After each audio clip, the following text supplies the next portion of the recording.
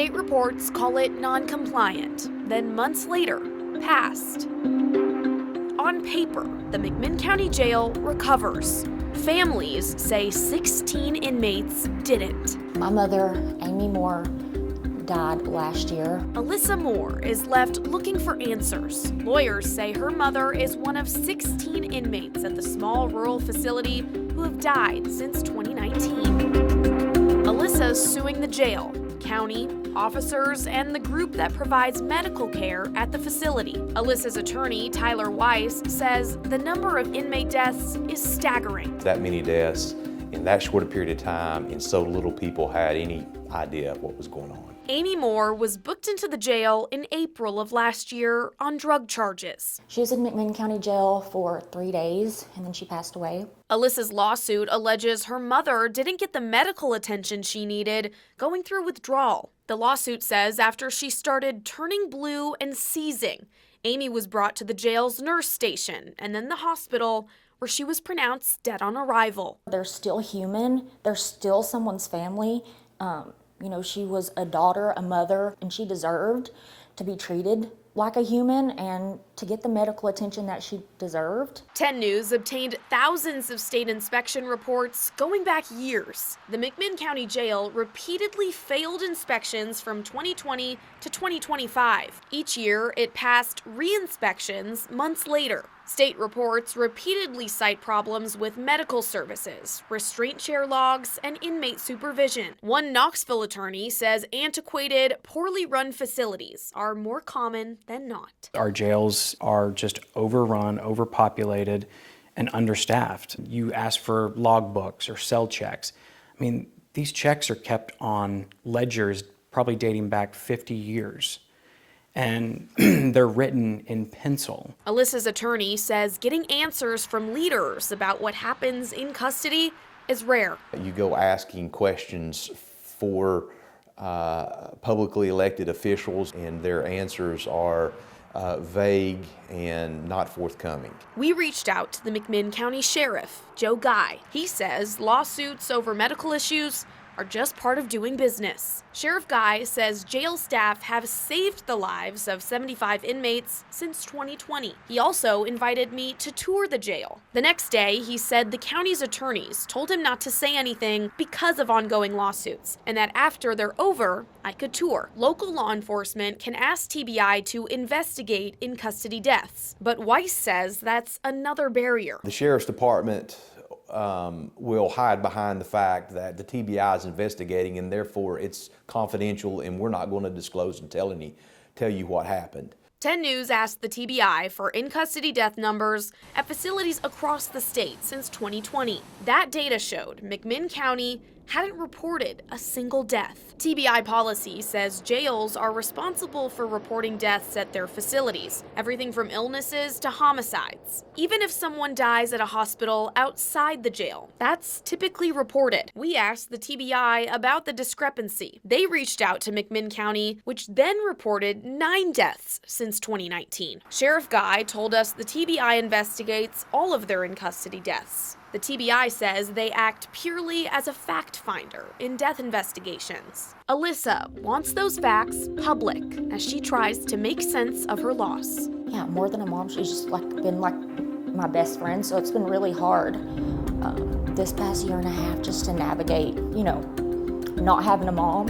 McMinn County is just one example. Ultimate question is, why are they still continuing to exist? When is enough going to be enough? We're just going to continue to let it go on forever. One jail, numerous deaths, and a pattern state records show isn't stopping at the county line.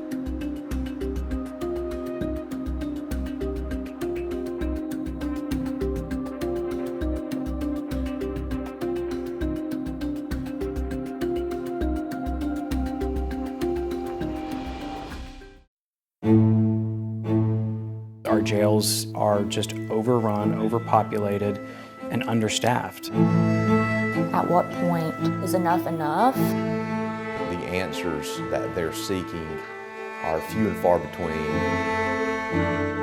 Across Tennessee, county jails are failing, and families want answers. She was in McMinn County Jail for 3 days, and then she passed away. Our first Behind the Bars investigation exposed what's happening inside McMinn County Jail, where attorneys say 16 inmates have died since 2019.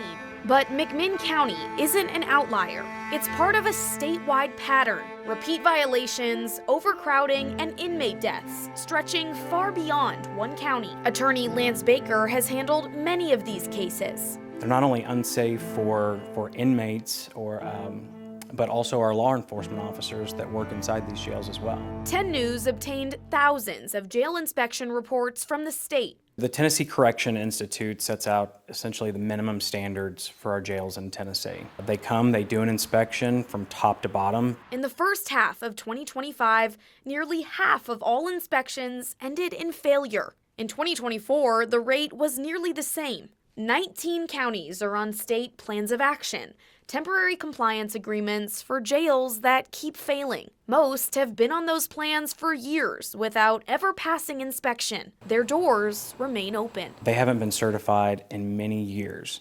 And the ultimate question is, why are they still continuing to exist? Top issues statewide: overcrowding, supervision, and overall conditions. Some jails can't pass because they're too old. We have many jails here in East Tennessee that have not had any updates since, quite frankly, the 1930s. TCI inspects jails, but the TBI investigates in-custody deaths. We requested statewide in-custody death numbers from the last 5 years. More than 50 county jails reported at least one death. That data shows more than 250 deaths since 2020. We found discrepancies in McMinn County's reporting to the TBI. One attorney says he's found evidence of 16 deaths there since 2019. Data showed the county hadn't reported any until after we started asking questions. Then they reported 9. Attorney Tyler Weiss represents Alyssa Moore, who says her mom was held in this small rural jail as she turned blue and seized. The impact to the families for the death of a loved one is that's hard. Answers can be hard to find. It's taxpayer money. We should be able to know what's going on in those facilities. And for counties with repeated problems, lawsuits are an added cost. When those standards aren't being met, whether it's the federal government, the local government, or the state government, they can be sued. State Senator Richard Briggs chairs the State and Local Government Committee. He says the state doesn't get regular updates on local jails, despite TCI and TBI's roles. Do you see that as an issue if, who is responsible for making sure that these jails are running well? Well, what it would be is your local prosecutors. It would be the local district attorney who would prosecute those, because crimes occur in jails like they occur out of jails. TCI says they inspect, not investigate, but would report anything criminal. The TBI says it's only a fact finder in death investigations. So if local governments run the jails, who can shut them down? Until a federal judge ultimately says through some sort of litigation, I'm shutting this jail down, we're left with what we have. State records show a system under strain. One experts say could reflect a much larger problem. I can imagine that it's probably widespread. Probably not even limited to Tennessee.